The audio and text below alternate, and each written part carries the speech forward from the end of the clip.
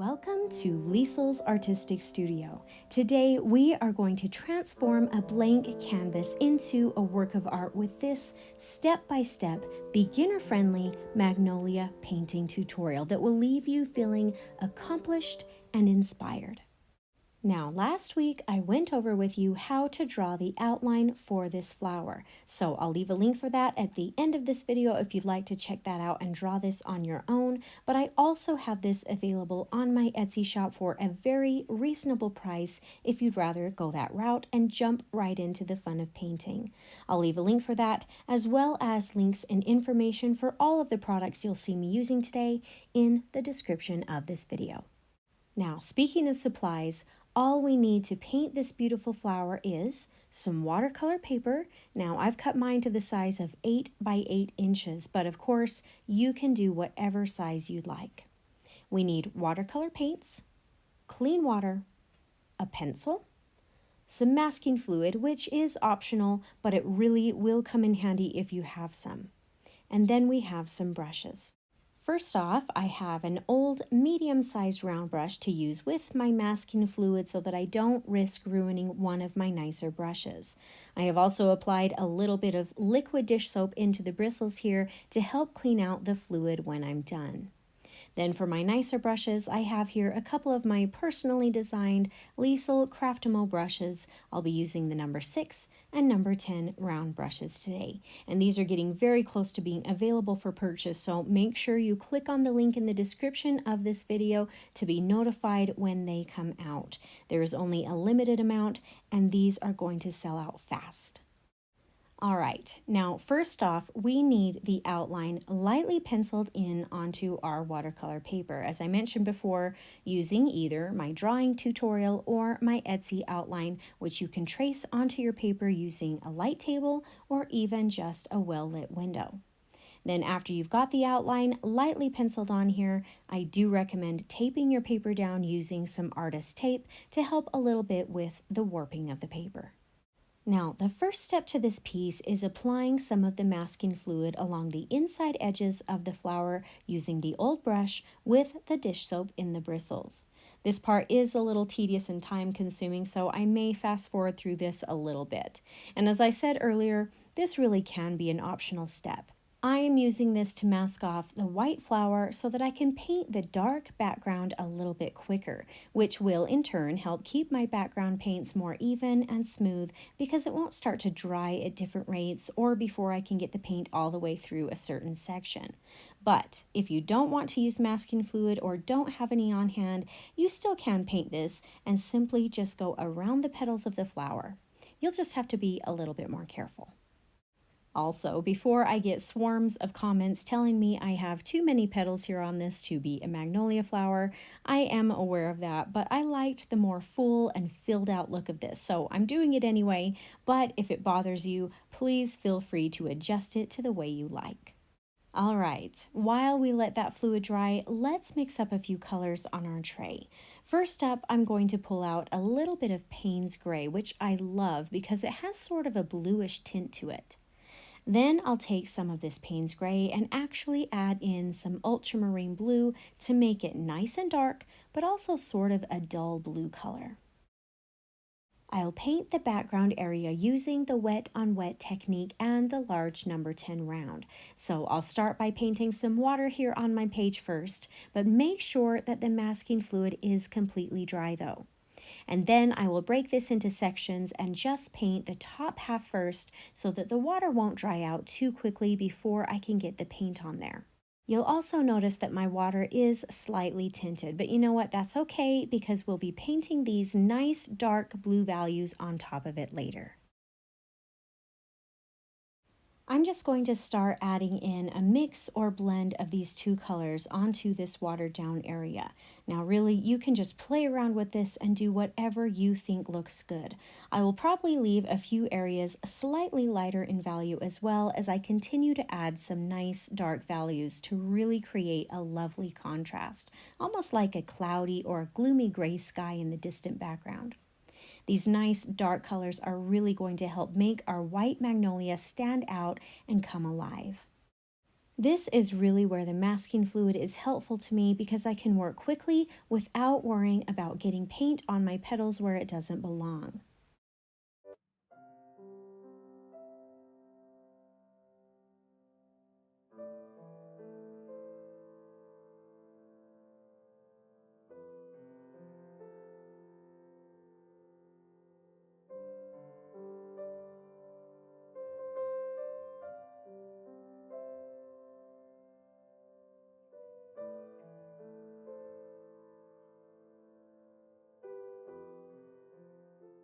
Then, when the top section is done and how you like, go ahead and do the same type of thing along the bottom half, painting on the water first and then adding in the dark colored paints. If you are enjoying my painting and teaching style, I hope you'll consider subscribing to my channel so you don't miss out on any of my new and upcoming weekly tutorials.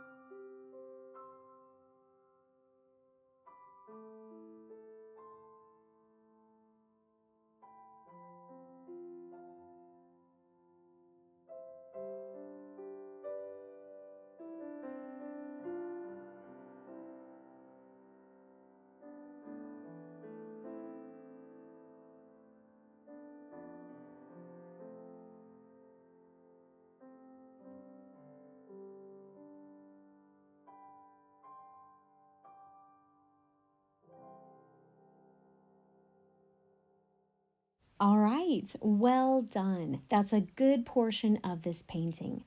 Now, before moving on to our white flower, let's rinse out this dirty water for some fresh, clean water so we don't taint our petals. So let's go ahead and pull out some Hooker's Green next. I might add a little bit more Ultramarine blue here as well. And lastly, some Gamboge.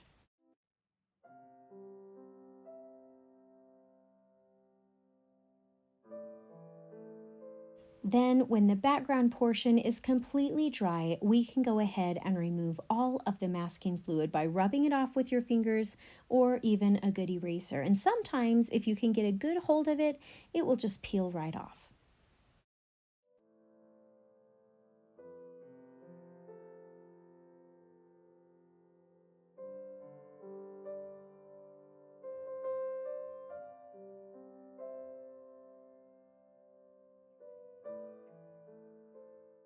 Okay, let's switch over to the number 6 round brush now and paint in the leaves behind the flower using some of this Hooker's Green.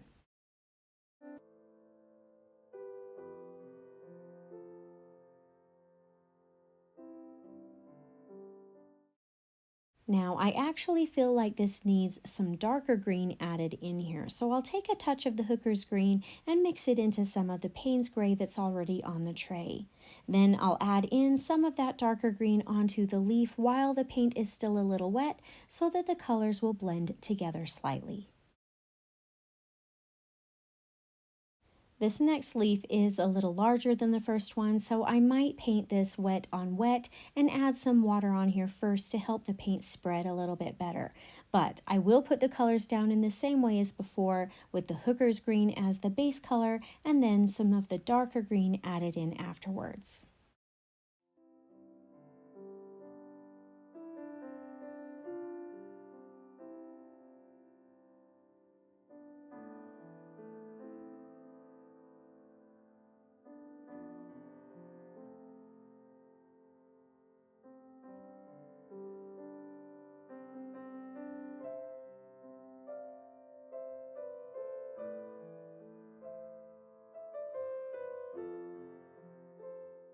While we let that leaf dry a little bit, let's go ahead and paint in the little stem really quickly too.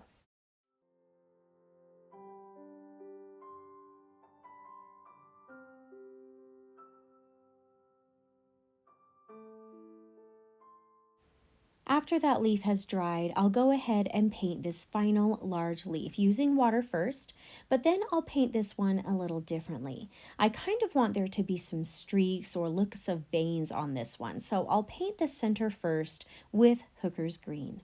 And then later I'll add in the dark green off to the right side to create sort of a shadow look.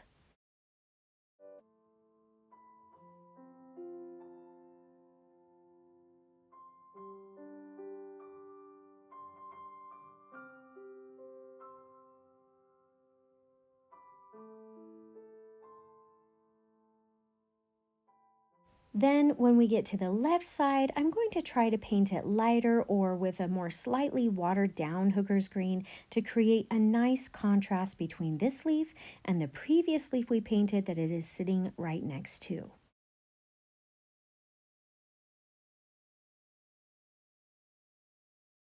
All right, we are finally ready to paint the flower itself. So let's start here on the center petals first using a hint of the gamboge. I'll paint a couple of yellow lines along the inside area of this longer petal here that's off to the left side. Now I'll add a splash of this yellow at the base of these two center petals. I'm feeling like I need maybe a darker yellow-orange to add in here as well, just to help with the dimension. So I'm just going to take a little bit of cadmium orange and add it into a little piece of this gamboge for that. Then I'll just blend in a small amount of this color into the bottom area of this yellow section. All right, let's go ahead and add a tiny bit of water now to just a small portion of each of these petals and add in a very light watered down color of ultramarine blue. The key to painting a white flower when using watercolors is to make sure to leave large portions of each petal white still. You don't want to fill it all in with color, and the color you use needs to be an accent or shadow to help define the areas or show off the edges and curves of the petals. The dark background also helps with the white painting effect as well because it creates such a stark contrast in value. Now that I'm getting in here closer to the center or bottom area of this petal, I'm going to darken the value a little bit more to build a bigger contrast and look of shadow in this space. I'll also do the same thing on the opposite side as well.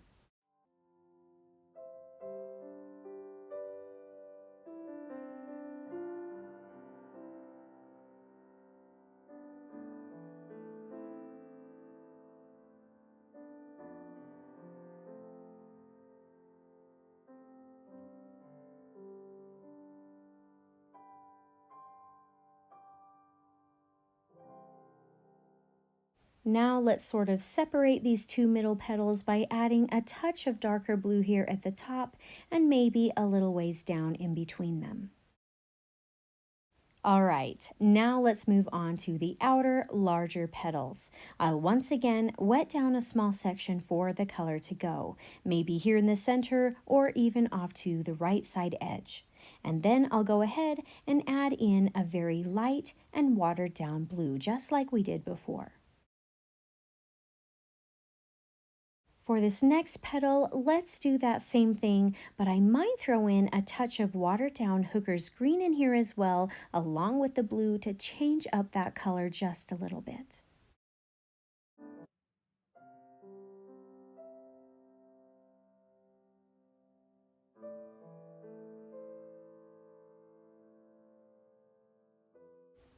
These first two petals turned out very light in value, which is great because that's what I wanted. But on these next two, let's paint the center areas a little darker this time. But don't forget to still leave a good portion that is white and unpainted. We don't want this to look like a blue flower when we're done, unless of course that's the look you're going for.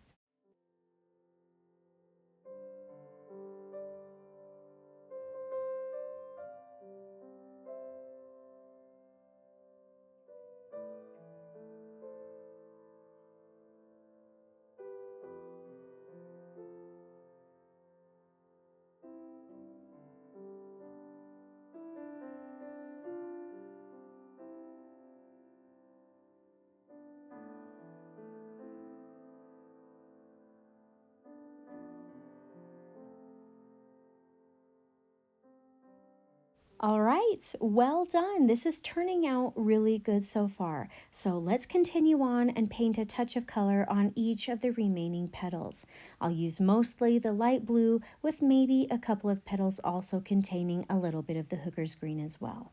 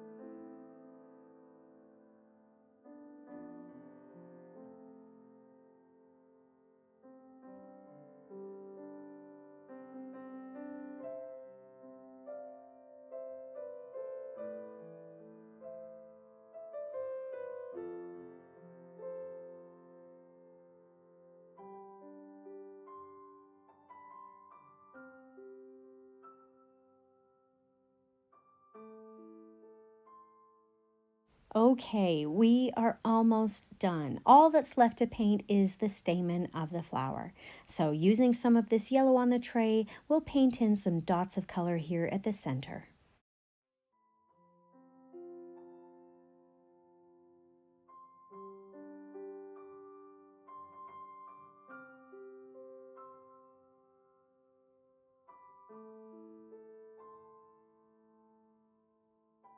Now that the initial color is down, if you'd like to, you can add in some darker or more concentrated yellow here and there as well to help create some depth.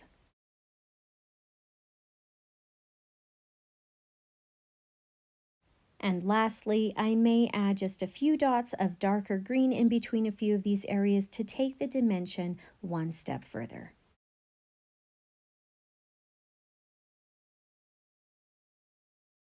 And that's it for today's lovely and striking large white magnolia flower. I really had a lot of fun with this piece and I hope you did too. If you did enjoy this tutorial, I hope you'll consider subscribing if you haven't already so I can continue to help you discover your artistic side.